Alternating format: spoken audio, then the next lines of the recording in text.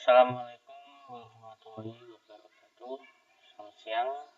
Perkenalkan, nama saya Muhammad Abdillah Nurhuda, NIM 2019-53008, kelas B. Di sini saya akan menjelaskan tentang konsep basis data. Pertama, saya akan menjelaskan konsep basis data menurut Chow. Basis data adalah sebagai kumpulan informasi yang bermanfaat yang diorganisasikan ke dalam tata cara yang khusus. Data merupakan fakta atau nilai value yang tercatat atau mempresentasikan deskripsi dari suatu objek. Data yang merupakan fakta yang tercatat dan selanjutnya dilakukan pengolahan atau proses menjadi bentuk yang berguna atau bermanfaat bagi pemakaian akan membentuk apa yang disebut informasi. Jadi, data itu merupakan sekumpulan dari informasi. Secara konsep, basis data atau database adalah kumpulan dari data-data yang membentuk suatu berkas atau file yang saling berhubungan atau relation dengan tata cara yang tertentu untuk membentuk data baru atau informasi. Atau basis data atau database merupakan kumpulan dari data yang saling berhubungan atau relasi antara satu dengan lainnya yang diorganisasikan berdasarkan skema atau struktur tertentu. Oke, next.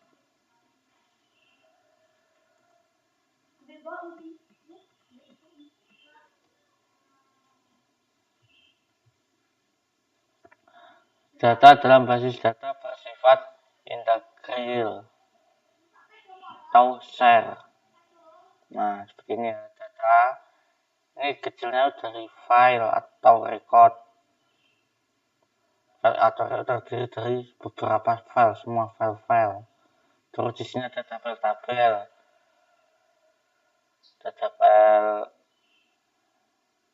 tertentu lah. Terus di sini ada juga tabel-tabelnya dan kebetulannya ada biasanya ada tabel siswa,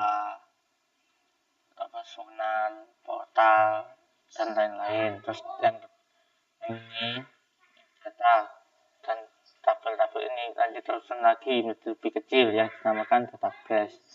Dan di sini biasanya ada data siswa, dosen, staf atau sebagainya.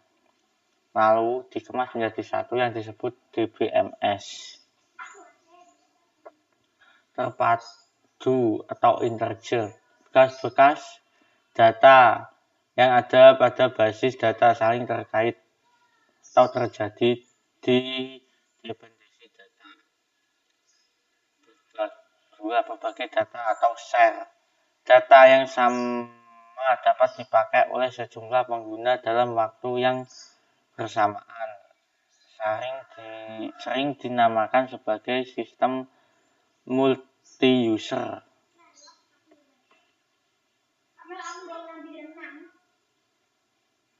Nah, di sini ada tabel data ya. Yang di sini bawah ini dinamakan tabel. Untuk yang samping ini dinamakan record. Jadi file atau tabel yang bawah record itu yang samping. Menjelaskannya begini ya. File yang bawah berarti 1, 2, 2, terus ini 2, 2 ditambah dan seterusnya.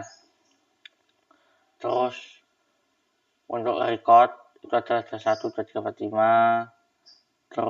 Terusnya ada nama ini. Nah, terus record n atau ini data yang tidak terhingga. Udah ya, jelas?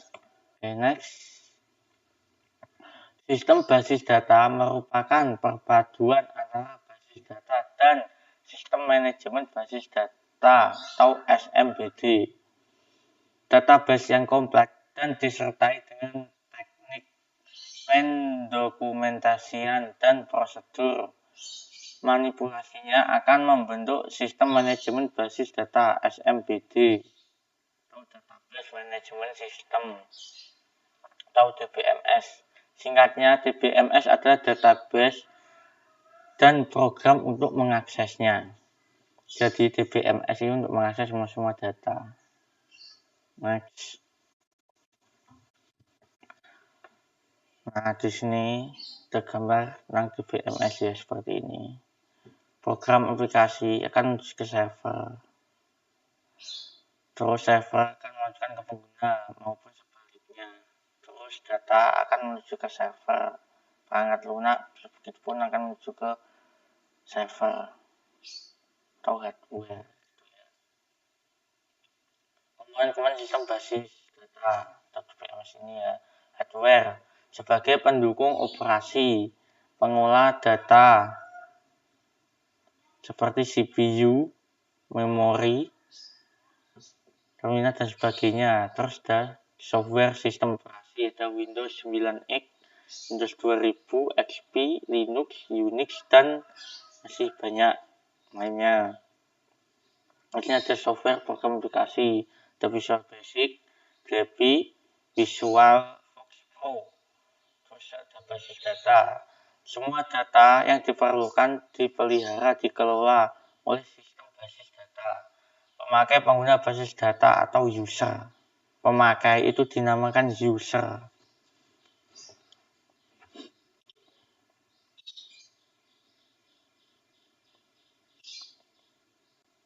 Next. Peran basis data. Basis data adalah penting dalam pengelolaan data menggunakan komputer karena berbagai alasan, yaitu 1. Sebagai komponen utama atau penting dalam sistem informasi karena merupakan dasar dalam menyediakan informasi. Jadi basis data itu sangat penting sebagai sistem informasi karena dia menyediakan informasi-informasi penting. Menentukan kualitas informasi yaitu cepat, akurat, dan relevan sehingga informasi yang disajikan tidak basi. Dan basis data ini itu menentukan kualitas informasi dengan cara yang cepat, akurat, relevan agar atau supaya yang disajikan itu tidak basi atau yang istilah sekarang ya huak-huak itulah ya. Next. Penyusunan suatu database digunakan untuk mengatasi masalah-masalah pada penyusunan data, yaitu mengatasi kerangkapan atau redundansi data. Kerangkapan ini maksudnya itu datanya ada double gitu. Penyimpanan data yang sama pada beberapa tempat selain bisa menyulitkan pemakai tentang akuntabilitas dan juga meluruskan tempat penyimpanan. Maka basis data akan mendeteksi dan menghindari jika terjadi kerangkapan data atau double data. Harus menghindari terjadinya inkonsistensi data. Akibat lain jika terjadi kerangkapan data, maka jika terjadi perubahan data yang satu dengan yang lain tidak berubah, akan terjadi ketidakkonsistenan data. Maka data tersebut tidak akan bisa konsisten atau tidak bisa kita pakai seperti yang kita mau. Terus selanjutnya mengatasi kesulitan dalam mengakses data. Memudahkan jika suatu saat akan diambil atau dicetak yang memiliki kriteria tertentu, misalnya pada tanggal tertentu, alamat tertentu, jumlah tertentu, dan sebagainya. Menyusun format yang standar dari sebuah data yang sama file yang berbeda harus memiliki format dan berupa tipe dan jangkauan harus sama. Penggunaan oleh banyak pemakai atau multi user. yang banyak itu disebut multi-user. Sebuah database bisa dimanfaatkan sekaligus secara bersamaan oleh banyak pengguna atau oleh banyak multi-user. Melakukan perlindungan dan pengamanan data atau data security. Setiap data hanya bisa diakses atau dimanipulasi oleh pihak yang diberi otoritas dengan memberikan login dan password terhadap masing-masing data tersebut.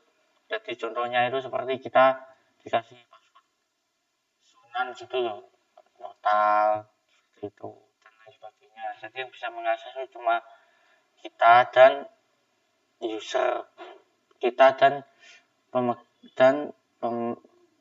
database tersebut dan server yang bisa mengakses.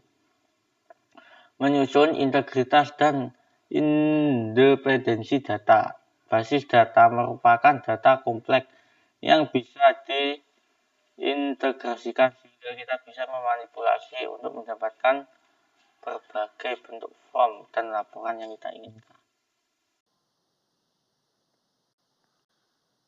Nah, contoh saja versi data. Yang ini ada versi data.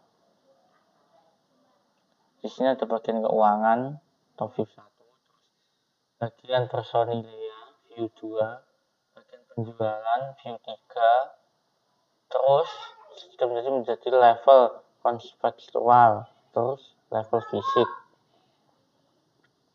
Level abstraksi data tersebut bisa memberikan gambaran atau pandangan mengenai database management system atau DBMS yang akan menambah pengertian mengenai kebebasan data atau data independen.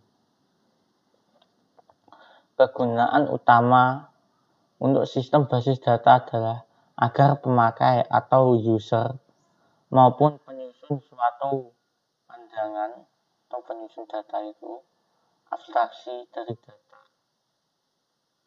Hal ini bertujuan untuk menyederhanakan interaksi antara pengguna dan sistemnya dengan basis data dan mempresentasikan pandangan yang berbeda kepada para pengguna, pemrogramer, dan administratornya.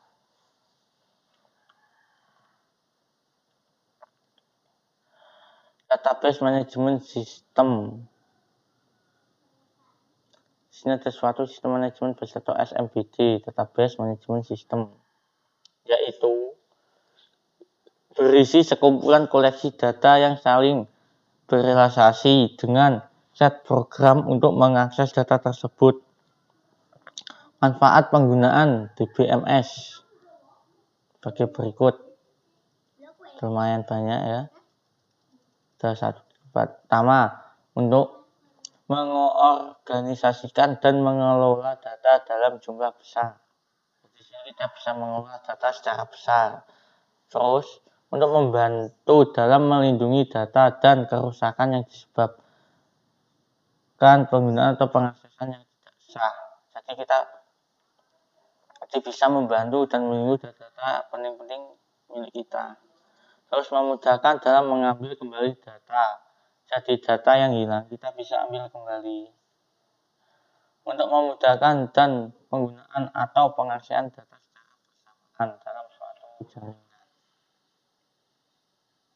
Jadi kita bisa mengakses data kita secara mudah. Keunggulan DBMS Kenvastian, yaitu penggunaan media penyimpanan yang berukuran kecil namun padat informasi. Dua, kecepatan, yaitu mesin dapat mengambil atau mengubah data jauh lebih cepat daripada manusia.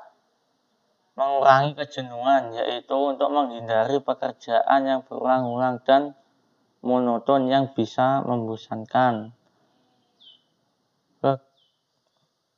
Kekinian atau up to date, yaitu informasi yang tersedia pada DBMS akan bersifat mutakhir atau akurat setiap saat.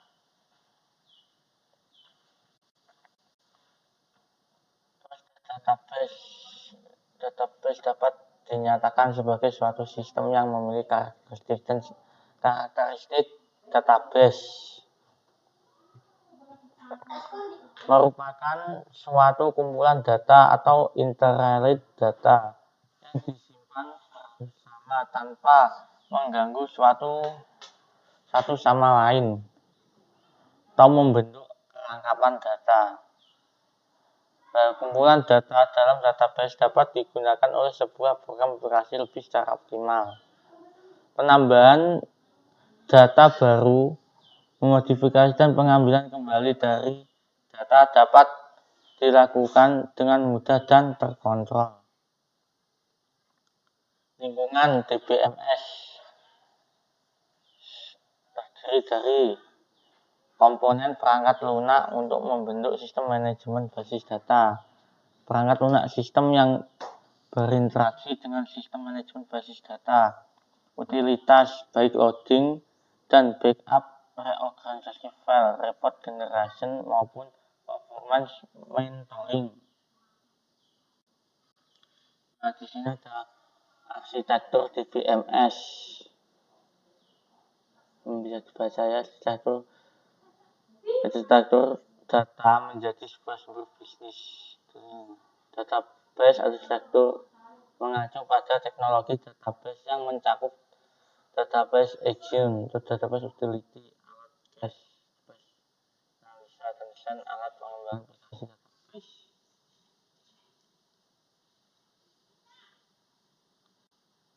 Nah, di sini ada arsitekturnya. Arsitektur basis data dibangun menggunakan format paket bahasa yaitu DDL dan DDML. Nah, di sini ada DDL atau Data Definition Language yang merupakan satu paket bahasa DBMS yang berguna untuk melakukan spesifikasi terhadap skema basis data. Contoh perintah DDL misalnya create tabel, create index, alt-tab, drop view, drop index. Ini kita bisa mengubah tabel kita, terus index dan lain sebagainya. Terus ada DBML atau Data Manipulation Language yang merupakan satu paket DBMS yang memperbolehkan pemakai untuk mengakses atau memanipulasi data sebagaimana yang telah diorganisasikan sebelumnya dalam model data yang tepat. Dengan DML kita dapat mengambil informasi yang tersimpan dalam basis data, menyiapkan informasi baru dalam basis data, dan menghapus informasi dari tabel. Jadi kita melihat DML bisa mengambil informasi-informasi yang tersimpan dari data tersebut. Kita bisa mengambil data orang lain, contohnya teman kita atau siapalah, dosen atau mahasiswa dari prodi lain gitu ya. Terus di sini kita bisa menyisipkan informasi baru. Kita bisa menyisipkan informasi baru dalam data-data kita. Terus juga kita bisa menghapus informasi-informasi kita. Next.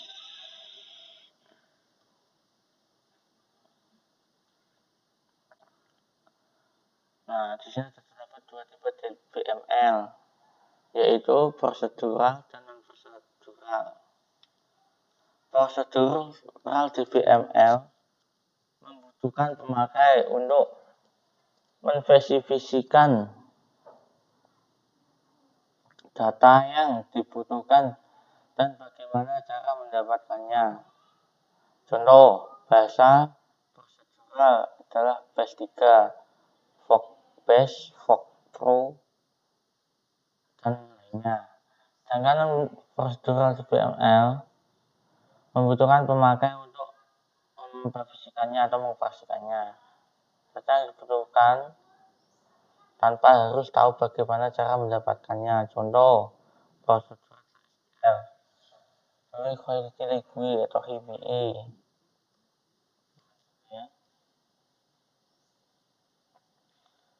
Dalam bahasa query dikenal dengan DCL atau Data Control Library.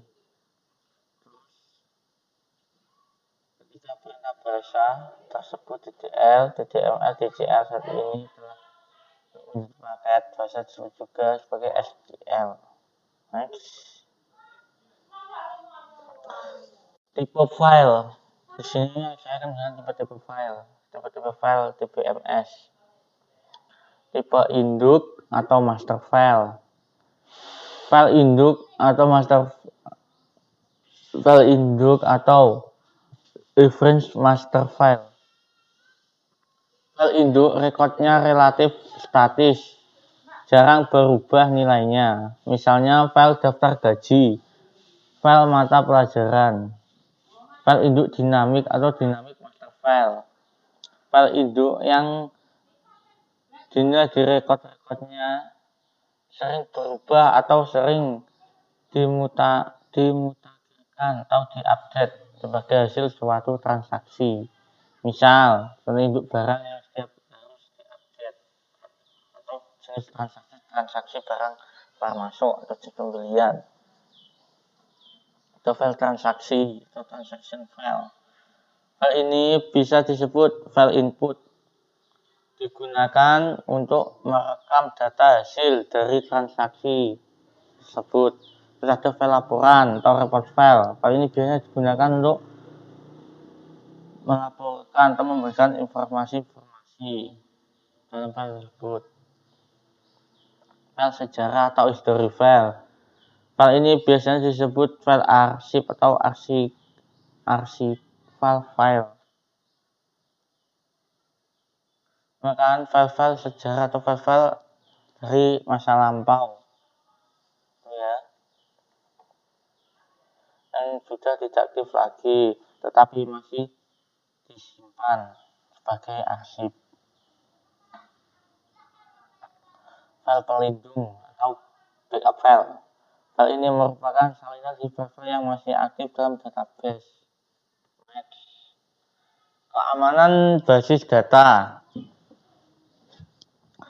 Saat ini sering terjadi kasus pembobolan sistem keamanan komputer, baik di perusahaan maupun lembaga-lembaga yang menggunakan komputer sebagai alat bantu. Hal ini terjadi karena semakin majunya teknologi yang dikuasai oleh orang-orang, atau mungkin karena masih lemahnya sistem keamanan komputer. Pada dasarnya, keamanan sistem dapat dibedakan menjadi 3. 1. Keamanan eksternal atau external security yang menyangkut keamanan komputer dari ancaman perlakuan fisik. Jadi eksternal biasanya melindungi komputer dari luar, dari fisiknya. Terus keamanan interface atau user interface security yang berkaitan dengan identifikasi user sebelum menggunakan atau mengakses data atau program komputer. Terus ada keamanan internal, yaitu keamanan yang berkaitan dengan keamanan hardware dan sistem operasi dalam menjaga sekuritas dan integritas suatu data. Macam teknik merancang model basis data. Dalam DMS terdapat beberapa model basis data yang digunakan yang menyatakan hubungan record yang ada dalam basis data itu ada file table, ada hierarchical, network, rasional. Ada teknik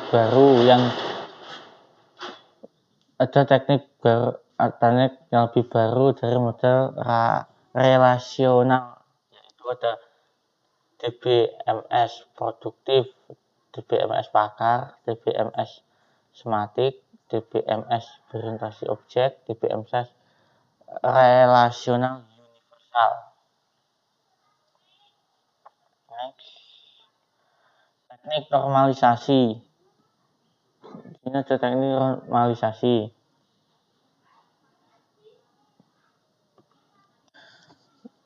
Normalisasi merupakan sebuah teknik relasi basis data dengan melakukan proses pengelompokan data elemen menjadi tabel yang menunjukkan intensitas dan relasinya.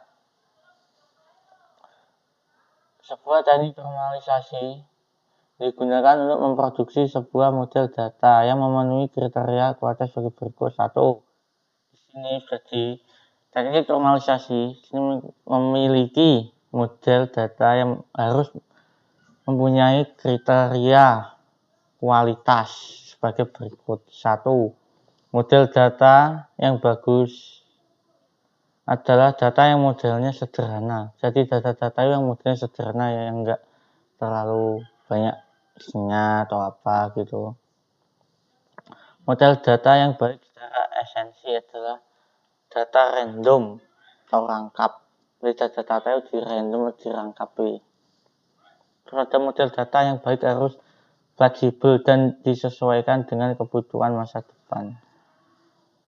Next. Untuk membentuk dalam keadaan ternormalisasi maka perlu diketahui konsep tentang field atau atribut kunci dan keuntungan function. Setiap file memiliki kunci atau key. File berupa satu file yang dapat mewakili record. Kunci atau key dalam sebuah file yang akan dijadikan sebagai relasi dibedakan menjadi ada kunci primer atau primary key, ada kunci alternatif key, dan kunci tamu origin key. Kunci key di sini saya akan menjelaskan primary key dulu atau kunci primer. Merupakan kunci yang dibentuk dari sebuah field atau atribut yang selain bersifat unik atau unik juga dapat mewakili setiap kejadian dari suatu intensitas. Kunci alternatif merupakan kunci kandidat yang tidak dipakai. Ada kunci origin key di tamu dengan satu atribut atau field yang melengkapi satu relasi menentukan keinduknya. Ini ada teknik relation diagram ERD. Merupakan notasi grafis dalam pemodelan data konseptual yang mendeskripsikan hubungan antara penyimpanan. ERD digunakan untuk memodelkan struktur data dan hubungan antara data karena hal ini relatif kompleks. Dengan ERD kita dapat menguji model dengan mengabaikan proses yang harus dilakukan.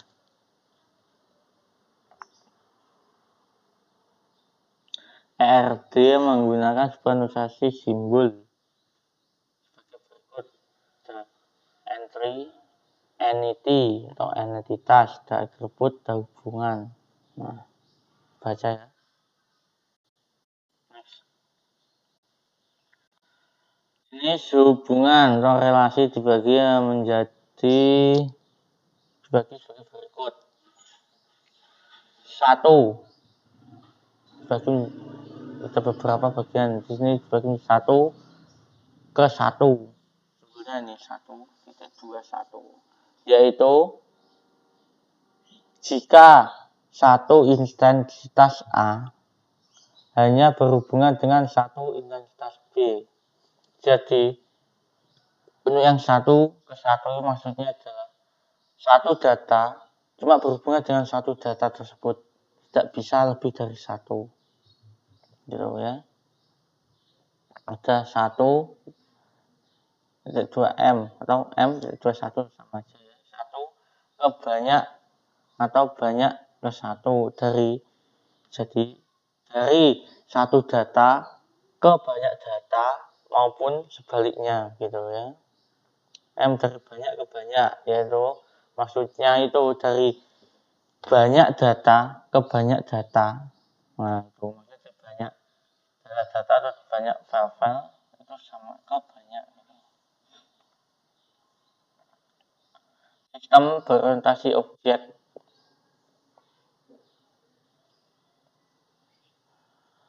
Pendekatan berorientasi objek atau objek oriented approach merupakan pendekatan suatu metodologi atau cara yang diambil dari filsafat dunia nyata yang diterapkan pada teknologi informasi. Dari tujuan metodologi objek adalah sebagai salah satu alternatif pendekatan permasalahan untuk mencari solusi pemecahan. Metodologi sebenarnya seperti metodologi prosedural, sekuensional, konstruksional maupun modular. Nah, di sini ada keunggulan pendekatan berorientasi objek. Keunggulannya sebagai berikut. 1. Menentukan penggunaan ulang. 2. Mempermudah dalam pemeliharaan. 3. Lebih mudah diadaptasi dan diskala. Terus, next, ini ada konsep dan karakteristik objek. Konsep dasar tentang objek orientasi adalah sebagai berikut. Objek-objek mempresentasikan sebuah baik secara fisik, konsep, ataupun secara sangat lunak, pada kelas, atribut, operasi, antarmuka, komponen, paket, dan subsistem. Next.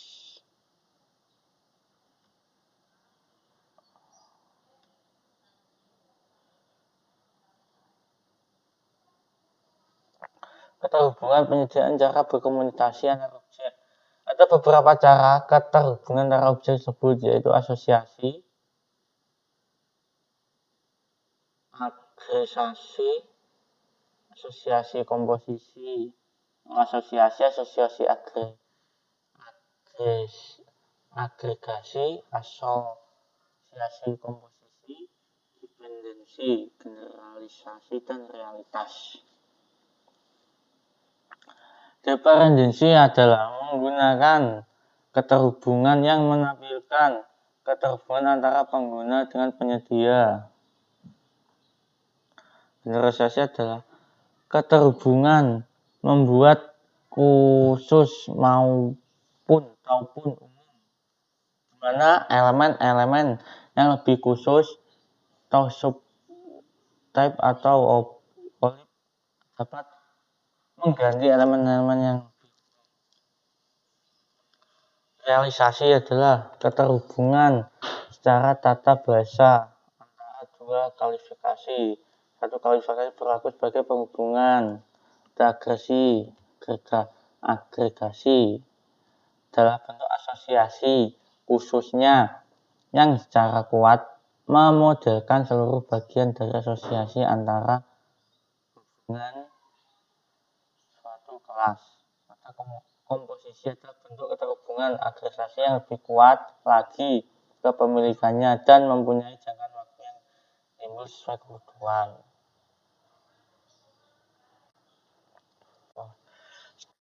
Yang terakhir, karakteristik atau prinsip dasarnya abstraksi,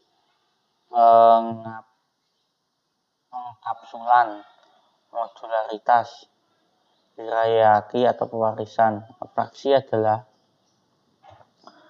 kemampuan manusia untuk mengenali keserupaan di antara objek-objek, situasi, proses di dunia nyata.